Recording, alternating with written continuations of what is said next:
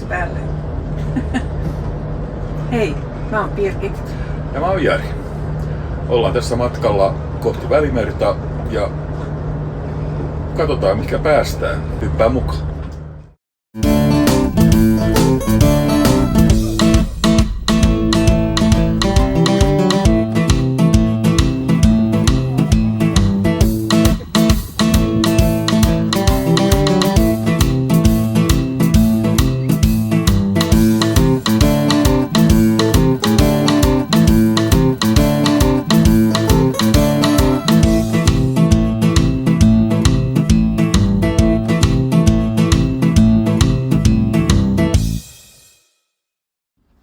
Maarianhaminasta sitten lähdettiin eteenpäin, mutta ennen sitä tankattiin vähän löpöä, että päästään ainakin varmasti perille.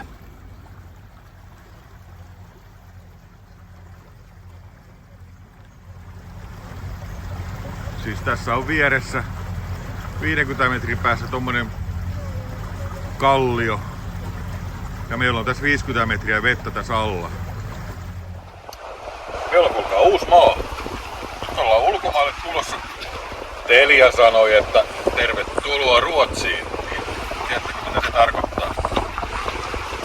Sehän tarkoittaa sitä, että Ahvenanmaa tulee täältä alas. Miten se Ruotsin kansallislaulu menikään? Helankor. Joo. Wait a minute. Ui saatana. Ui! Anna alakarkaa. Nyt mökkää vanhanaikaisesti.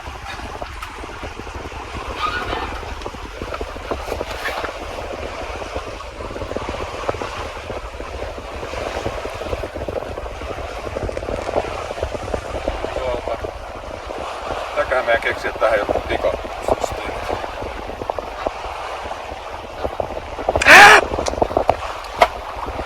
Nyt tästä ei katu yhtään mitään. Pistä taskuun. Tulee kuulkaa draamaa ihan niinku omasta takaa. Kuinkas päin tää Ruotsin-lippu pitää laittaa?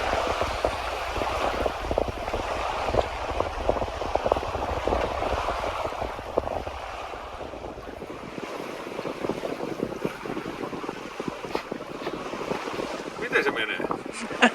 En mä muista. Ei tiedä muuta.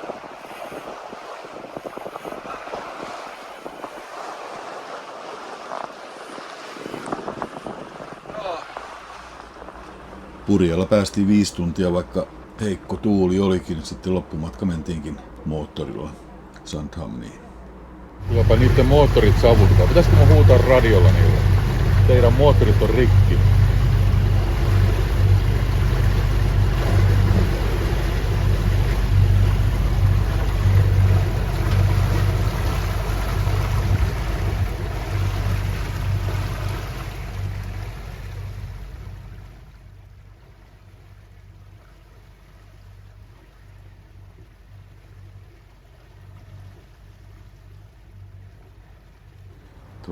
Sandhamnissa olikin sitten moorin kiinnitys, eli siellä oli köydet nokasta ja sen kanssa vähän sählättiin kyllä sitten. Vieressä meillä oli suomalainen tarka, joka oli tullut vissiin edellisenä päivänä siihen. Sandhamnin satama oli kyllä pikkasen hankala, kun oli pohjoistuuli, niin se pääsi tuosta aukosta tulemaan suoraan tonne satama-altaaseen ja teki aikamoisen svellin. Eli keikkumisen yöllä ja ei ollut oikein mieluisa paikka sen takia, eikä siellä ollut oikein mikään aukikaan. Taisi olla hotellin ravintola ja ainut paikka mikä oli auki, kaikki muut kaupat ja muut oli kiinni. Tällainen lotusgrilli on kyllä aika makea, koska sen pinta on kylmä, sä voit sitä nostella vaikka siellä olisi hiilet palamassa. Me ollaan kyllä käytetty tosi paljon sitä makkaranpaistoa ja mitä kaikkea nyt ollaankaan tehty. Vaxholmista oli lähtenyt suomalainen Sulvek-niminen vene, jota seurattiin kovasti Aissin kautta ja heillä oli yhtä lailla kova vauhti, kun mentiin Nynäshamniin. he ehtivät hiukan meitä ennen sinne ja me mentiin heidän perään siihen sitten saatiin nokka pohjoiseen, koska oli luvassa pikkasen pohjoistuulta, niin se oli mukavampi olla siinä laiturissa.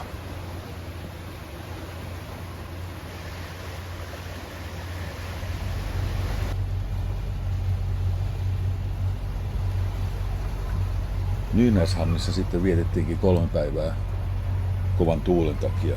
Katseltiin kaupunkia ja ihmeteltiin sitä paikkaa. Matkalla Nynäshamniin oli sitten meillä pieni hääpäiväkin ja sitä vähän juhlistettiin. Jostain syystä tuo Ruotsin armeija kyllä tykkää seurata meitä. Ollaan me sitten millä tahansa veneellä oltu menossa. Aina ne on perässä. Joku harjoitus oli menossa siellä siis.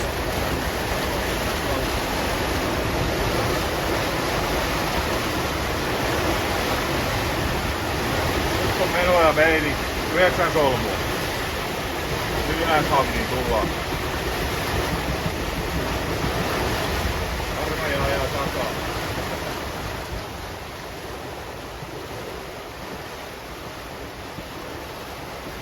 Seurataan. Taas. On aina tätä täällä Ruotsissa.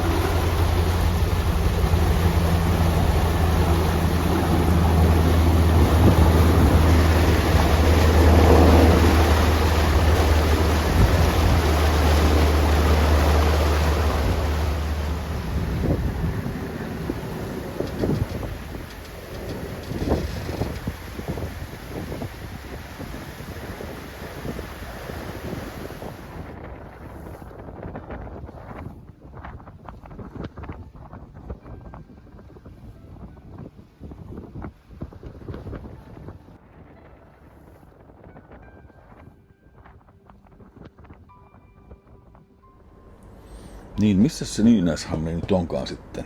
Tässä pieni animaatio. Kokeilin tuolla Google Earth Studiolla tehdä tämmösen.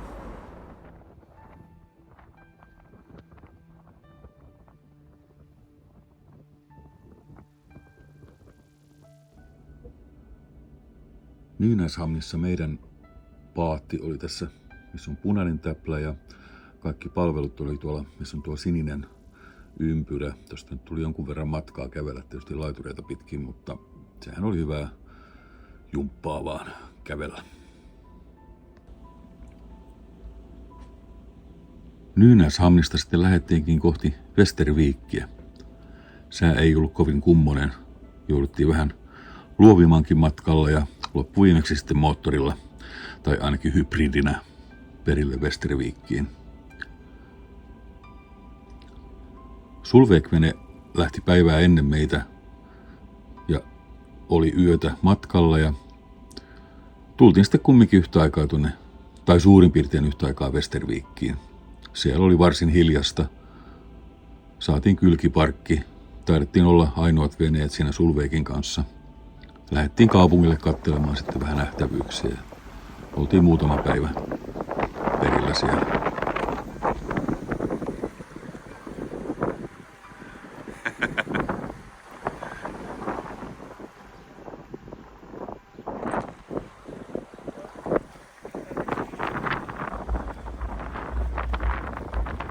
Västerviikistä lähdettiinkin sitten kohti etelää. Siinä oli alussa tosi kapea salmi ja moottorilla tietysti mentiin kyllä se läpi. Siinä tuuli oli välillä vastasta ja välillä sivusta ja välillä myötästä, tosin kevyttä. Koko matka oli kaiken kaikkiaan vähän hankala noin purjehduksen kannalta, mutta päästiin perille Bornholmiin.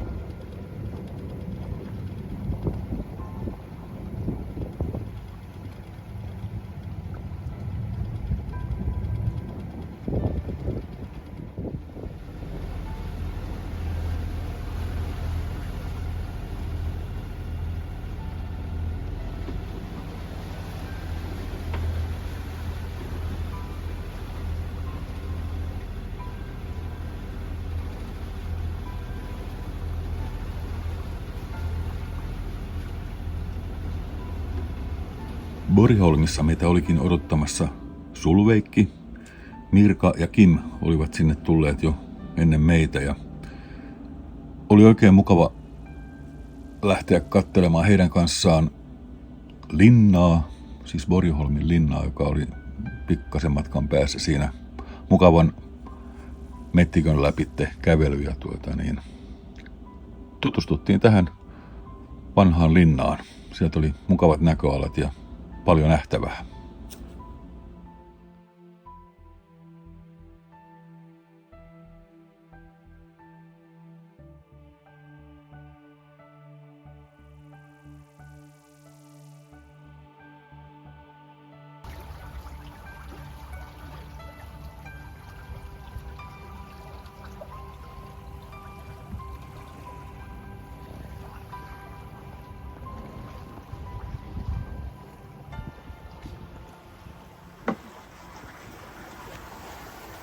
Tänään tultiin Kalmariin ja pieni accidentti taas tapahtui tietysti.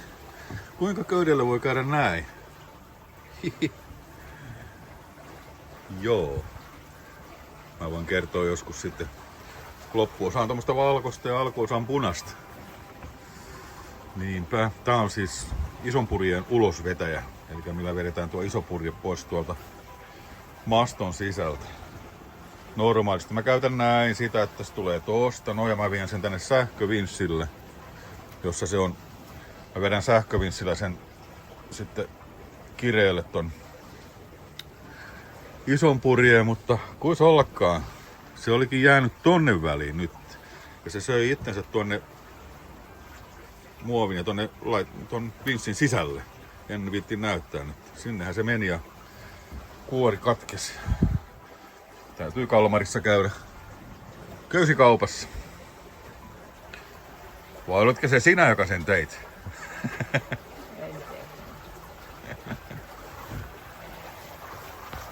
Näin.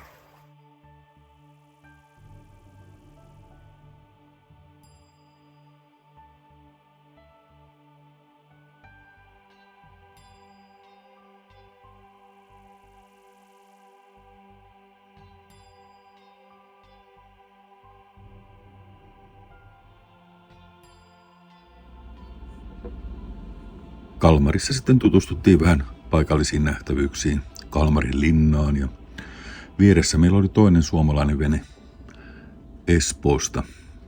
Oli matkalla kanssa etelään päin, jos oikein muistan. Semmoinen hauska yhteensattuma oli, että ruvettiin katsomaan, että mikäs tuossa takana on tuommoinen sininen laiva tai sinivalkoinen laiva, että näyttää jotenkin tutulta. No, 13 vuotta sitten, kun tultiin Hollannista meidän ensimmäisellä veneellä tähän samaan Kalmarin satamaan, niin kuis ollakaan, siellähän oli sama sininen laiva taustalla, vanhasta kuvasta pongasin tän. Mehän ollaan nyt menty tätä meidän Hollannin reissua vähän niin kuin päinvastaisessa järjestyksessä etelään päin. Tässä näkyy meidän Hollannin reissu, kun tultiin aikoinaan 2013 ja nyt ollaan siis Kalmarissa tuossa keskellä ja kohti etelää menossa.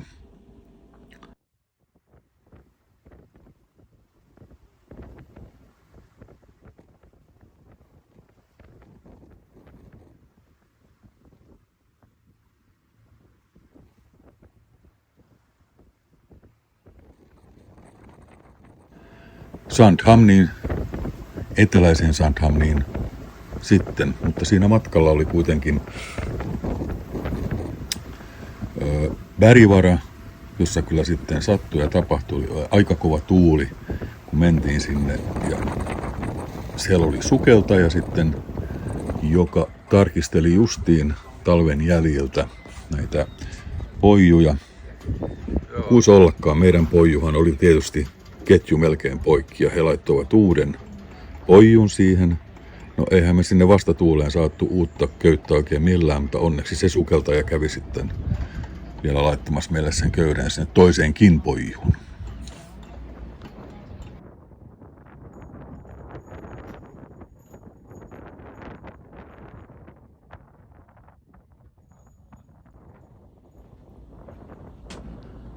Bergvarasta sitten matka jatkuikin kohti Sandhamnia, siis eteläistä Sandhamnia.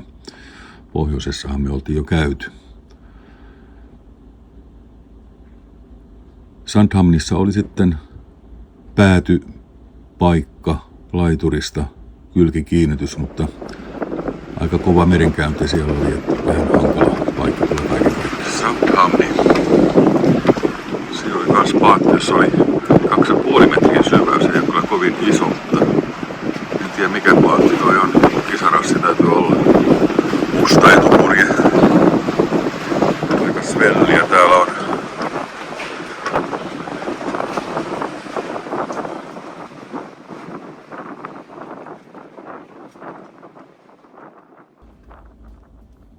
Sandhamni oli kyllä varsin rauhallinen paikka. Pieni leirintäalue oli ja Kaabe, vaunujen hautausmaa, näytti olevan vieressä kanssa. Täällä kyllä opittiin, täällä oli saksalaisia muutama vene, niin opittiin heiltä, että moin sanan, eli vähän niin kuin heippa tai morjens. Sitä viljeltiin sitten koko ajan mennen tulleen saksalaisten kanssa. Mutta tällainen video tänään. Kiva, kun jaksoit tänne asti katsella. Katsotaan, koska saadaan seuraava ulos. Ehkä pari viikon päästä. Morjens!